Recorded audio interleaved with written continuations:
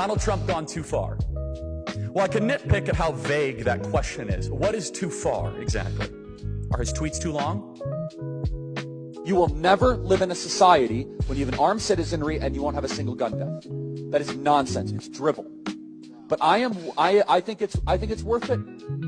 I think it's worth to have a cost of, unfortunately, some gun deaths every single year, so that we can have the Second Amendment to protect our other God-given rights. The things that Charlie Kirk said, shall we? And let's start off with condemned being gay at its very core by quoting Leviticus. He had opposition to gender-affirming care. He described progressive sexual or gender-based policies as sexual anarchy. And what about the racism? He once said, and I quote, "If I see a black pilot, I'm gonna be like, boy, is he qualified." He called George Floyd, the murdered black man, a scumbag. He denied that there was any such thing as white privilege and made many comments about the Great Replacement theory, the conspiracy that, certain demographics are being replaced, mostly white people, by brown and black people. He said it wasn't just a theory, but it's a reality.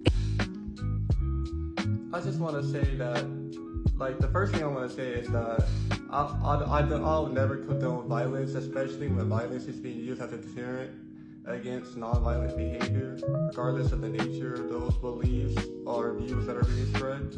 But I feel like if your quote-unquote beliefs or viewpoints, worldview, your stance is one where the person openly encourages hate, bigotry, discrimination against multiple entire groups of people at this point, then at that point then I also believe that whatever happens to you is pretty much just basically karmic.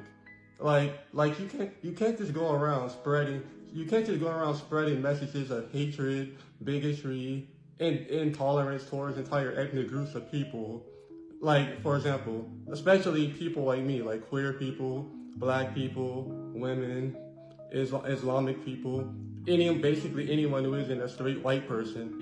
And then people expect people like me, the people he target, the people who he openly spoke against, people who he never had any empathy or sympathy towards.